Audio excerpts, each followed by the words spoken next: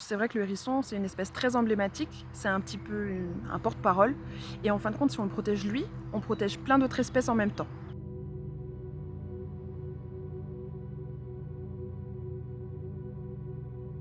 On entend souvent ces derniers temps que le hérisson aura disparu d'ici 2025 ou 2050. C'est un peu compliqué à estimer au niveau de la France parce qu'on n'a pas tant de données que ça, en comparaison avec d'autres pays comme au Royaume-Uni par exemple.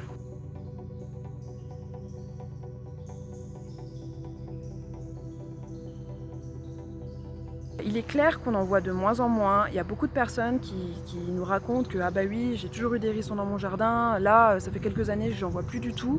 Les centres de soins en ont de plus en plus, donc on se rend bien compte qu'il y a un problème. Après, il y a la LPO avec Mission Hérisson par exemple, ou France Nature Environnement qui font des recensements actuellement. Donc d'ici quelques années, on en saura sans doute bien plus sur la situation réelle du hérisson en France. Les principales menaces qui pèsent sur le hérisson sont majoritairement d'origine humaine. La plus connue, c'est la route.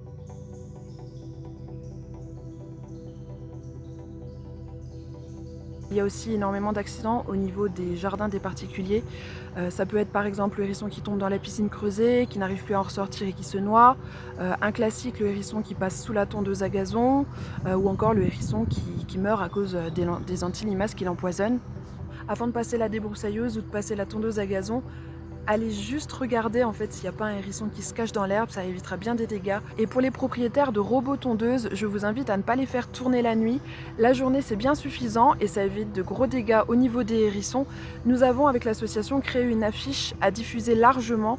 N'hésitez pas à les déposer dans les jardineries qui vendent des robots tondeuses pour informer le maximum de personnes. Une autre menace non négligeable, c'est la modification du milieu et la fragmentation de son habitat. Ça fait quoi? Ça fait d'une part qu'il va y avoir moins de proies, moins d'insectes, et d'une autre part qu'il va y avoir moins d'endroits où il va pouvoir se cacher et faire ses nids.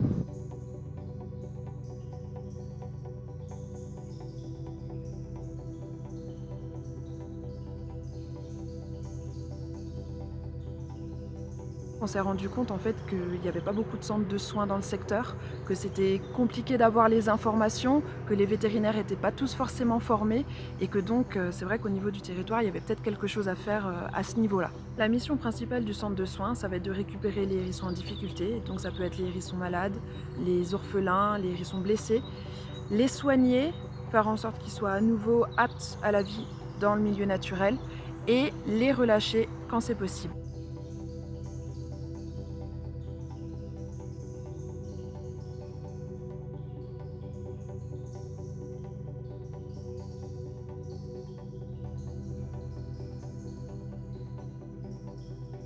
Et enfin, on est à la recherche de partenaires et de financements qui vont nous permettre de couvrir les frais liés au centre, que ce soit la nourriture pour les hérissons, le lait de substitution pour les bébés, les médicaments, etc. Parce qu'il faut savoir que du coup, le centre est entièrement bénévole et que les animaux seront soignés gratuitement. On a tout intérêt à protéger le hérisson parce qu'en fin de compte, au niveau de la biodiversité, il fait partie d'un tout. C'est d'un côté une proie, mais c'est aussi un prédateur qui régule. Et en fin de compte, c'est comme un maillon. Et si on supprime ce maillon, eh ben, y a plein d'autres espèces qui vont se casser la figure. Moi, je pense qu'il n'est absolument pas trop tard pour sauver le hérisson, pour sauver cette espèce, parce qu'en fin de compte, il y a énormément de choses qui passent par la sensibilisation. Il y a beaucoup de personnes qui ne sont pas au courant de toutes les menaces qui pèsent sur cette espèce. Donc plus on va en parler et plus on arrivera à mettre des choses en place pour que l'espèce aille mieux.